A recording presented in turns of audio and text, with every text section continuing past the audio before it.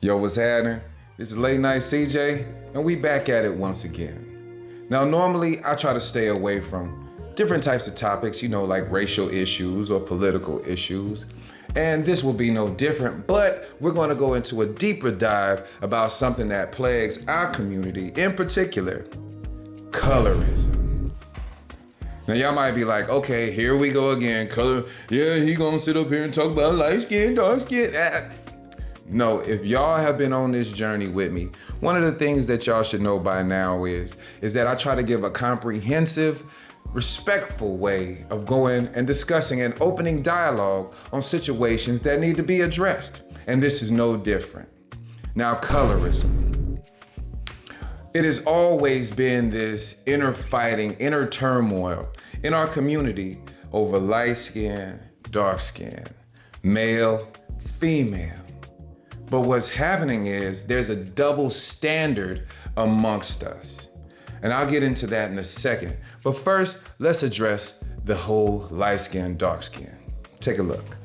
My experience being dark skinned in America, I feel like I got to the realization that I'm at the bottom of that bucket, because, it's like you said, colorism, it's like how white can you be, you know what I'm saying?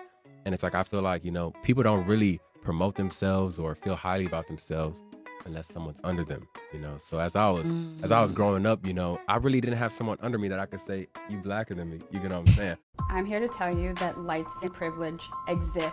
Light skin privilege stops to make you think, am I getting this because of a privilege that I was born with? I think light skin privilege is when lighter skin people like myself are given preferential treatment or seen as softer or more feminine or more approachable than our darker skinned peers. I would tell people stuff like that. I would say it in a way of, I experienced colorism too, because these are the things that happened to me, and I had to fight and I had to do this and I had to do that, or what, but what I didn't realize is that there's no way possible that I'm experiencing colorism. That's not what's going on. Colorism only goes in one direction. Exactly. So I'm experiencing bullying, even if it's based on my complexion, but I'm not experiencing colorism. Now, on the surface, we can always look at it like this. In our community, typically, now this is the sensitive part, light skin has been held at a higher regard or standard of beauty as compared to dark skin. Now, to me personally, it's about preference. But if your preference is staked in the fact of societal standards of beauty, then that's in your brain, and that's something that you got to deal with. That is a unicorn you'll be chasing forever, okay? But typically what goes on is, in order for this to be held up here, they want to push that down. Now, sisters, how many of y'all have ever heard somebody utter these words? She's pretty for a ... Y'all know what I'm talking about. Y'all have heard people say this before. Oh, she a fine dark-skinned girl. Wait. Why does fine and dark skin don't go together? Huh? Or why does light skin and beautiful have to go together? Because the truth of the matter is, I done seen some light-skinned girls that look like booger wolves.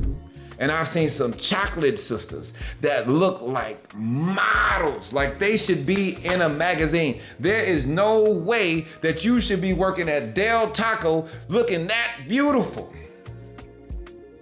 You understand me? So what happens? What happens with the ladies when it comes like that? Because it doesn't happen for men. It's actually in reverse. You understand me? Now, women will typically kind of choose a certain type of man based on certain things that go towards preference. Because there was a time where dark-skinned brothers was not it. Oh, we can't talk about what's real? I am a chocolate brother. Don't let these lights fool you.